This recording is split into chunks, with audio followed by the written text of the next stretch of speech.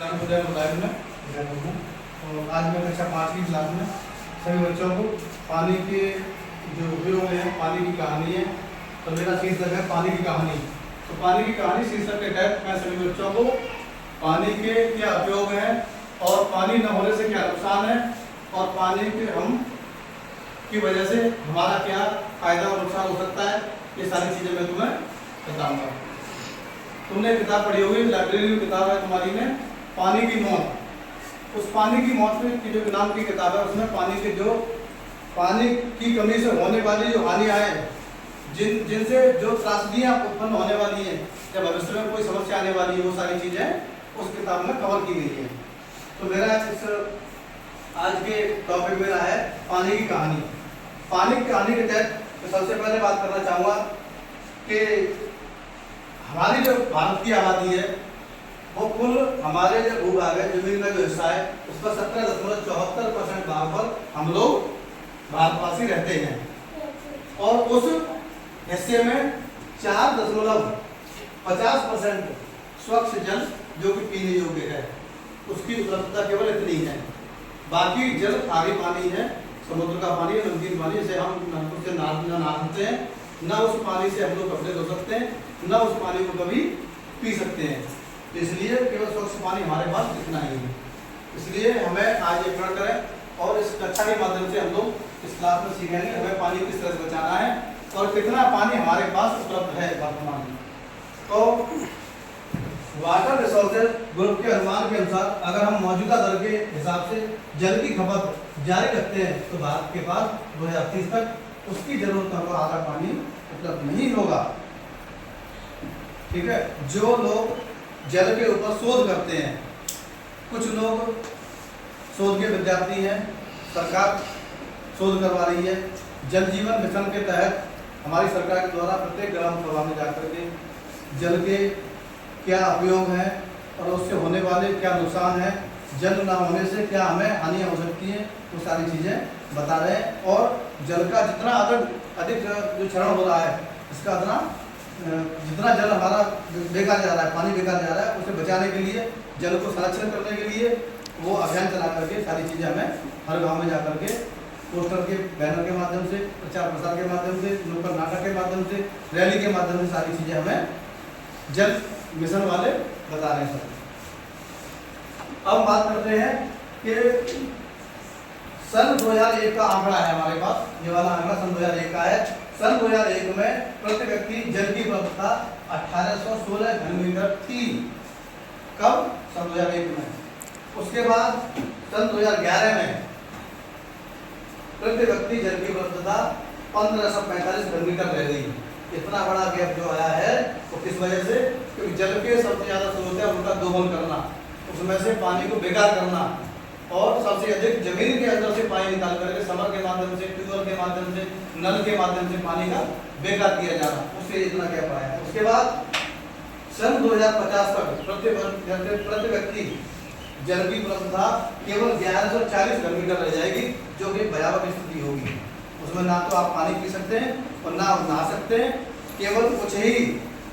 आज तुम देख रहे हो, पहले पानी के जलाशय भरे रहते थे, पोखर में पानी भरा रहता था, नहर भूमों में पानी रहता था, झरनों में पानी रहता था। आज की स्थिति में क्या है कि पानी बोतलों में बिकने लगा है, पानी पाउचों में बिकने लगा है। कारण पानी की कमी, पानी का अधिक जमीन के अंदर से बाहर निकलना, पानी का मतलब पानी खराब करना और पानी को अधिक से अधिक बेकार करने से क्या होता है कि जल के जो अंदर से पानी निकल रहा है आज की डेट में, उसमें फ्लोराइड की मात्रा अधिक बढ़ने लगी, जो कि हमारे पीने के लिए पानी उपयुक्त नहीं है। वो पानी आज दूषित होता जा रहा है। तो ऐसी स्थिति में हमें पानी कम प्रयोग करना चाहिए, कम ही जमीन से पानी निकालना चाहिए। इसके बाद हम बात करते हैं स्वच्छ पानी खेतों में होता है इस्तेमाल। हमारे पूरे पानी का जो हिस्सा है उसका 80% भाग विश्व के दूसरे देशों की तुलना में हम सबसे अधिक उसका पानी का प्रयोग करते हैं।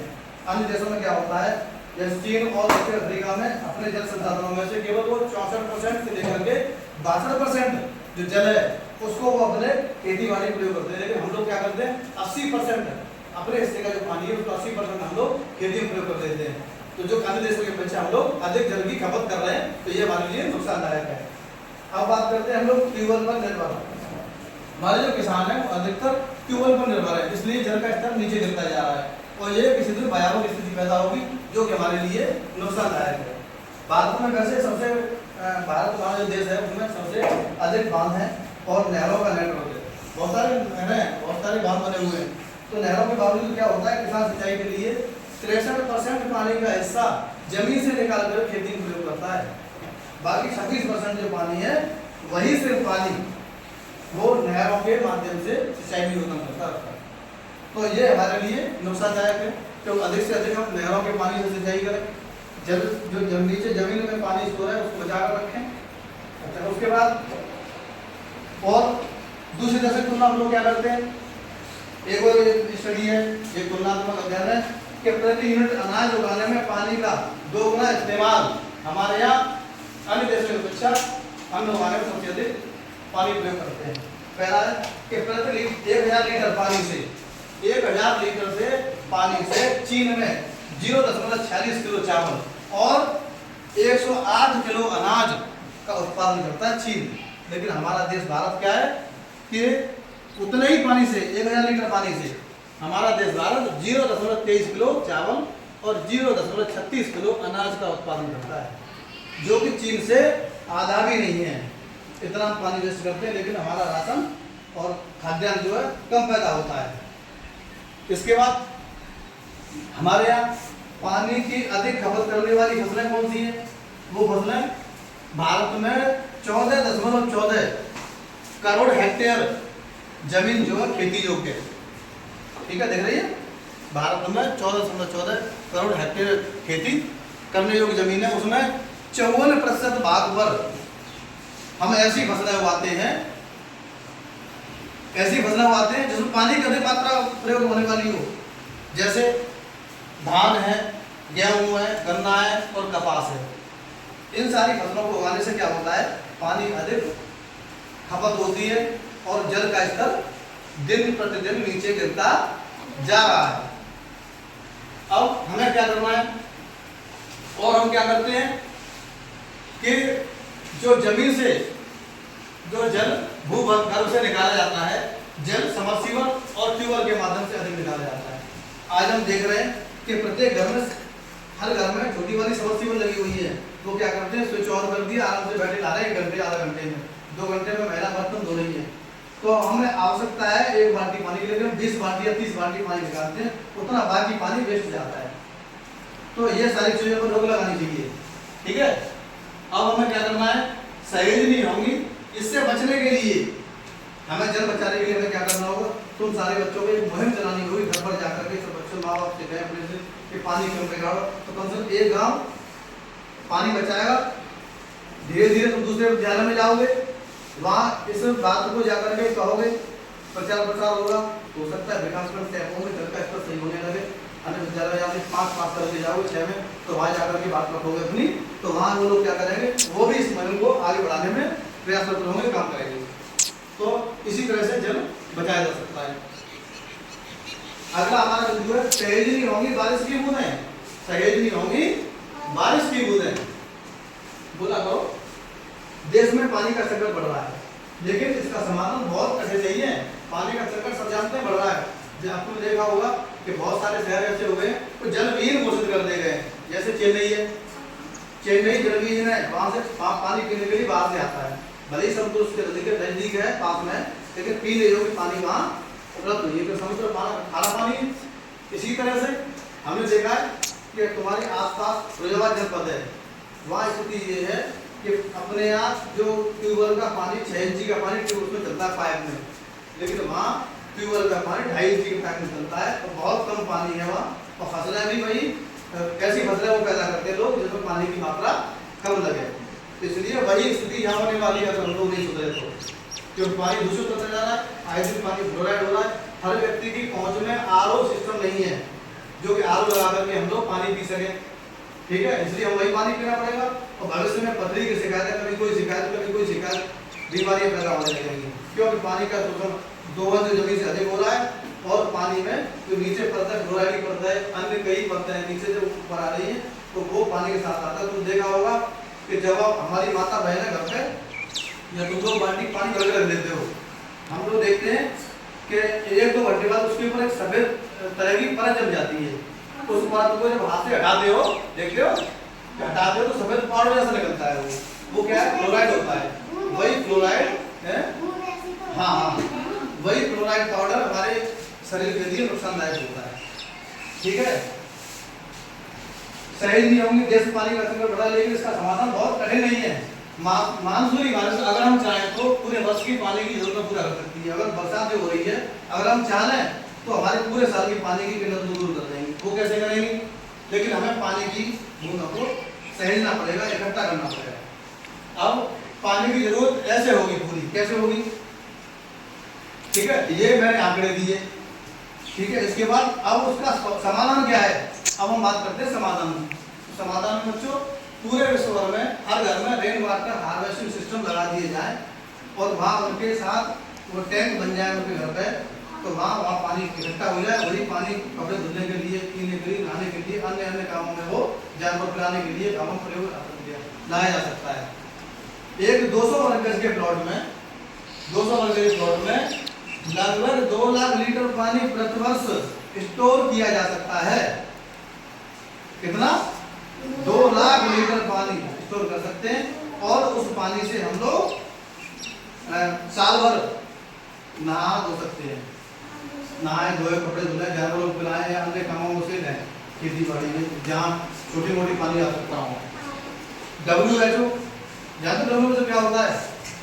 WHO वर्ल्ड हेल्थ ऑर्गेनाइजेशन, विश्व स्वास्थ्य संगठन, इसकी एक रिपोर्ट के अनुसार हमारे हर घर में, हमारे एक परिवार में 750 लीटर पानी की खपत होती है। किसके अकॉर्डिंग? WHO के अकॉर्डिंग 750 लीटर पानी की खपत हमारे यहाँ होती है। तो उस खपत से तात्पर्य हमारा कि हम उस खपत को बराबर एक लेवल पर लाने के लिए हम पानी को बचाएं और एक अभियान चला करके, जागरूकता अभियान चलाएं और अभियान चला करके अभियान के माध्यम से हम लोग भारत नहीं, अपना उत्तर प्रदेश ही नहीं बल्कि पूरे भारत में हम लोग पानी की किल्लत से बच सकते हैं। तो सभी बच्चों को समझ में आ गया होगा। तो मैं किसी बच्चे से अगर प्रश्न करना चाहूँगा, आप जवाब दोगे सब बच्चे? यस, वेरी गुड, बहुत अच्छे। तो चलो बेटा तुम खड़ी हो जाओ। लवी ये बताओ कि हमारे देश में पानी की खपत खेती में अधिक है या चीन में खेती में पानी की खपत अधिक है? पानी की खपत अधिक है, बहुत अच्छे। चलो तुम खड़ी हो बेटा। ये बताओ अपने भारत में 54% भाग पर जो फसलें पैदा की जाती हैं जिनमें पानी की अधिक उपयोगिता होती है, ऐसी फसलों के नाम बताओ। फसलें धान, गेहूं, गन्ना और कपास। Very good. अच्छा, अगर गांव में हम पानी की बचत नहीं करेंगे तो क्या होगा? बोलो बोलो।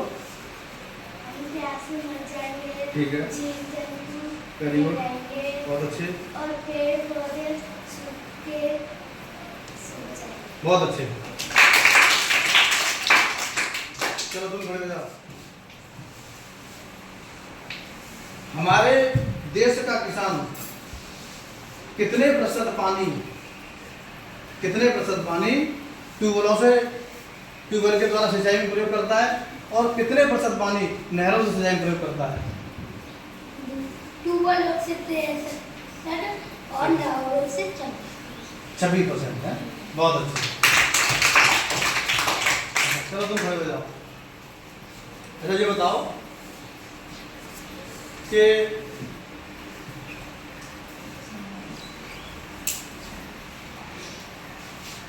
हमारे गांव में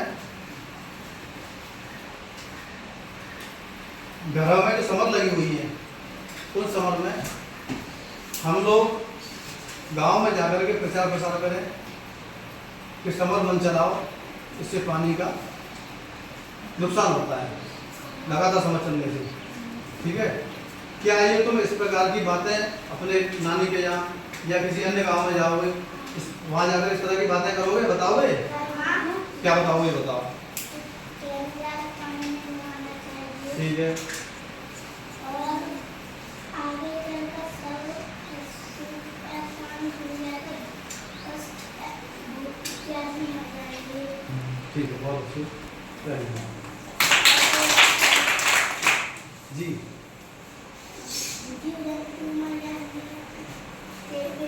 जीव जंतु पेड़ पौधे सभी लोग कैसे रहेंगे भविष्य में। बहुत अच्छा, चलिए ठीक है। सभी बच्चों का बहुत बहुत धन्यवाद। अगली क्लास में कोई नई चीज़ लेके चलेंगे। बहुत बहुत धन्यवाद सभी बच्चों का। Thank you.